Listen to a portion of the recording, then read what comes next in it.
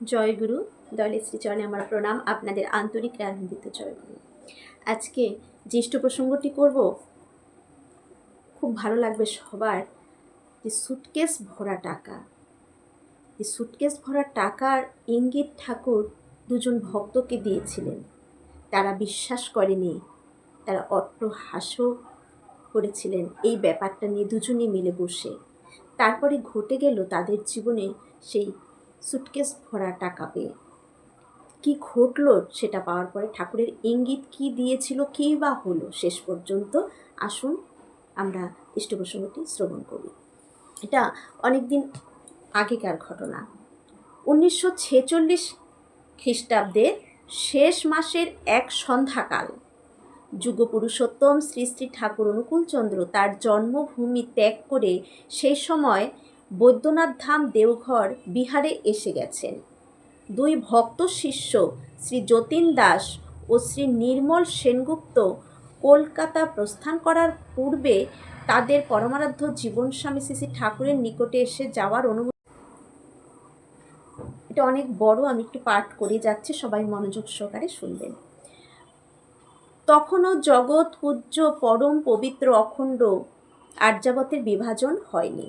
পাবনা, কলকাতা এবং অন্যান্য স্থলে সৎসঙ্গের কার্য সম্পর্কিত কিছু গুরুত্বপূর্ণ নির্দেশ শ্রী শ্রী ঠাকুরের কাছ থেকে নিয়ে এবং যাওয়ার অনুমতি পেয়ে তাকে ভূমিষ্ঠ হয়ে প্রণাম করে ঠাকুর ঘর থেকে বাইরে বেরোনোর জন্য এই দুইজন ভক্ত শিষ্য কয়েক পা যেই না এগিয়েছেন, শ্রী শ্রী ঠাকুর তাদেরকে আবার ডাক দিলেন। দুজনেই আবার ফিরে এসে শ্রী শ্রী ঠাকুরের সামনে এসে দাঁড়িয়ে পড়েন। মানে তারা অনুমতি নিয়ে বেরিয়ে এলেন, বেরিয়ে এসে যখন কয়েক পা বেরিয়ে যাচ্ছেন, ঠাকুর তাদেরকে আবার ডাক দিলেন। তখন তারা ঠাকুরের সামনে গিয়ে দাঁড়ালেন। শ্রী শ্রী ঠাকুর ইশারায় দুজনকেই আরও কাছে ডেকে নিয়ে বললেন, সাবধানে যাবেন, টাকা পয়সা, কোনো মাল বা জিনিসপত্র রাস্তায় কোথাও পেলে লোভবশে সেটা নেবেন না, বুঝলেন তো? মানে তাদেরকে সাবধান করে দিলেন যে রাস্তায় যেতে যদি টাকা পয়সা, কোনো মাল বা জিনিসপত্র রাস্তায় কোথাও তারা পায়, সেটা লোভবশে যেন সেটা তারা না নিয়ে থাকে, বুঝলেন তো? এটা সাবধান করে দিলেন কিন্তু পরম দয়াল ঠাকুর সে দুই ভক্তকে। সুধী পাঠকের অবগতির জন্য জানিয়ে রাখি যে সমবয়সী বা একটু বেশি বয়স হলেই সেই সব ভক্ত শিষ্যগণকে শ্রী শ্রী ঠাকুর আপনি বলে সম্বোধন করতেন। দুইজন ভক্তই অবনত মস্তকে এই আদেশ শিরোধার্য করে সেখান থেকে বেরিয়ে গেলেন। রাতে কোনো এক ট্রেনে এই দুজন জোসিডি স্টেশন থেকে কলকাতার দিকে রওনা হয়ে গেলেন। ট্রেনে ওঠার আগে প্রায় অনেকক্ষণ তারা দুজনেই, মানে যতীনদা ও নির্মলদা, শ্রী শ্রী ঠাকুরের নির্দেশ ও সাবধান করে দেওয়া যে কথাটি নিয়ে পরস্পর আলোচনা করেন। কিন্তু সব কথার শেষে বার হলো, অন্ধের কিবা দিন কিবা রাত্রি, অর্থাৎ কোথায় তারা দিনরাত অর্থাভাবে ব্যস্ত, মানে দিনরাত তাতে কোনো অর্থ, মানে অর্থের সংকটে তারা চলছিলেন।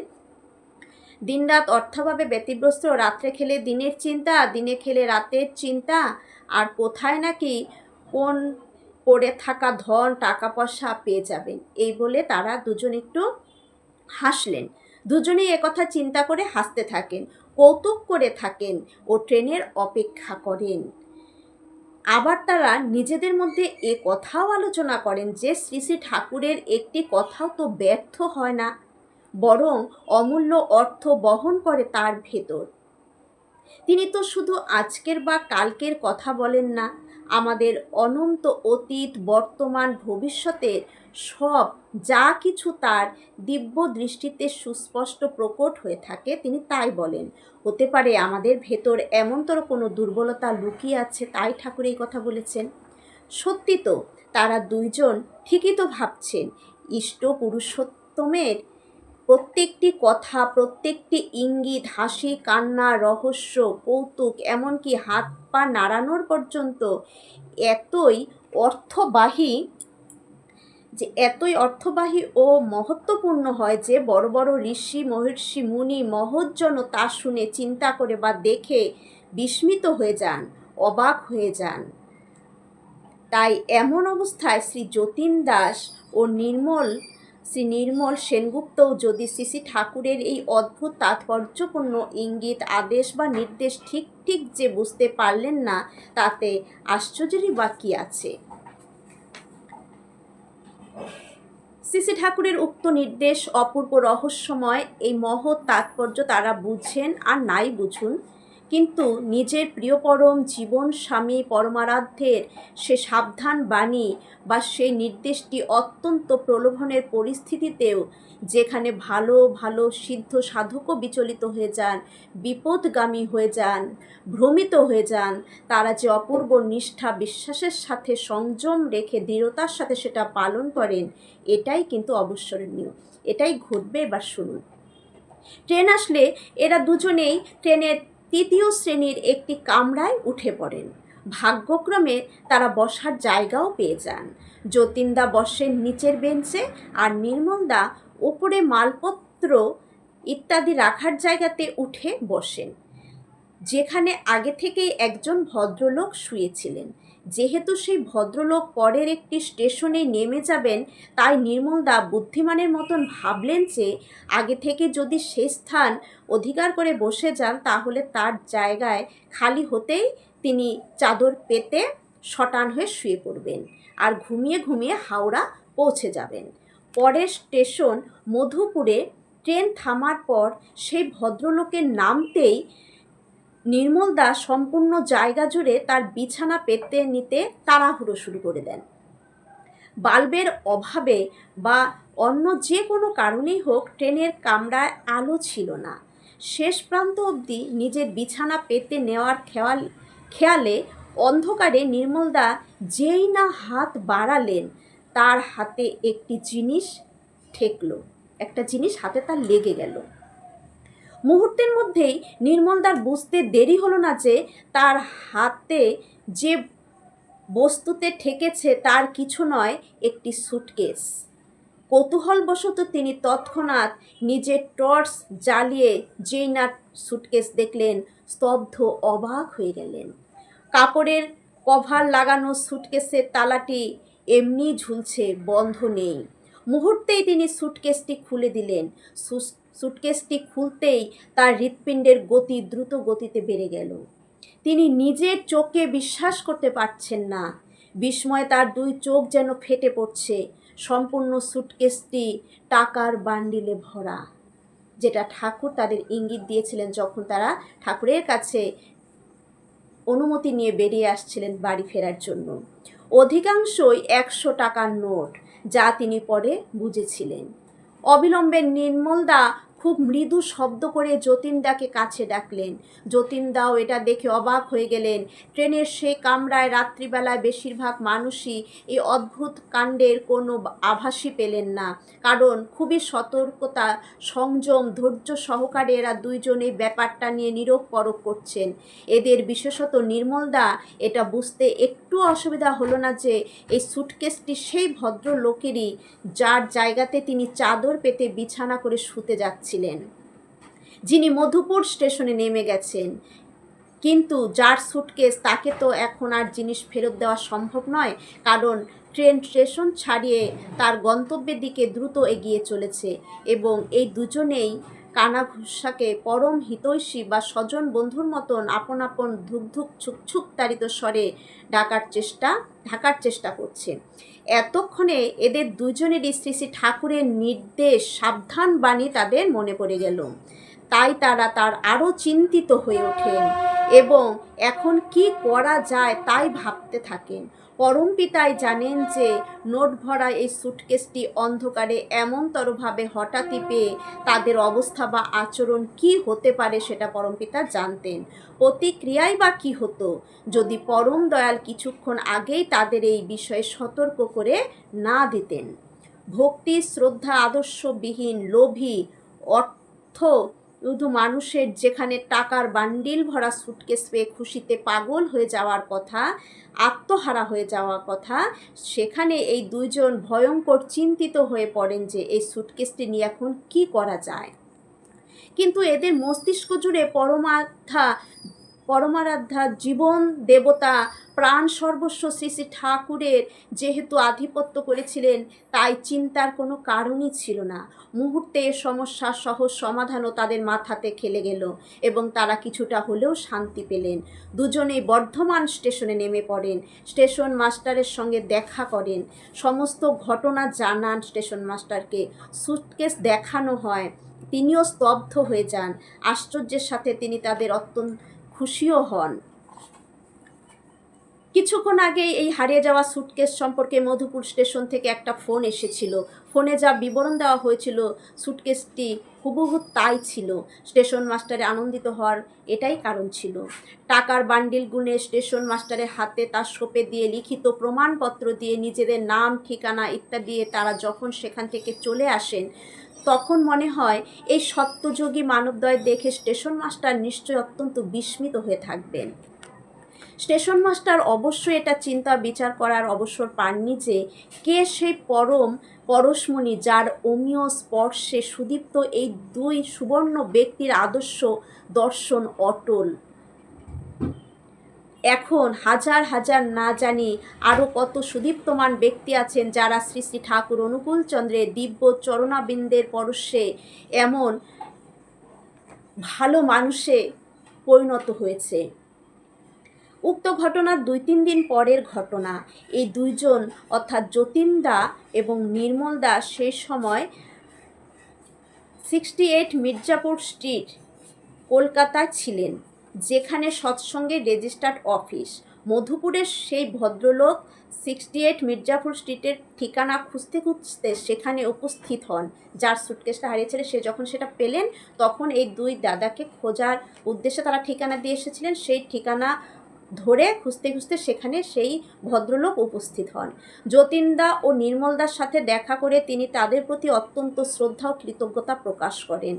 1000 টাকা তাদের পুরস্কার স্বরূপ দিতে চান। তখনকার সময় 1000 টাকা মানে প্রচুর টাকা, সেটা তাদের দিতে চান দুজনকেই। কিন্তু বারবার তার জেদ করাতে এই দুজন তার কাছ থেকে কোনোভাবে সেটা নিতে স্বীকার করলেন না। কেন? কারণ তারা ঠাকুরকে খুব ভালোবাসতেন। ঠাকুর যেভাবে বলেছেন সেটা তারা নিষ্ঠা সহকারে পালন করলেন। ঠাকুরের যারা নিষ্ঠা সহকারে ঠাকুরকে নিয়ে ধরে চলেন, তাদের চরিত্রটা আচরণটা এমনটাই হয়ে থাকে। অস্বীকার করেন এবং বলেন, আমরা তো আপনার সুটকেসটাই নিয়ে নিতে পারতাম, এই 1000 টাকা এমন কি কথা?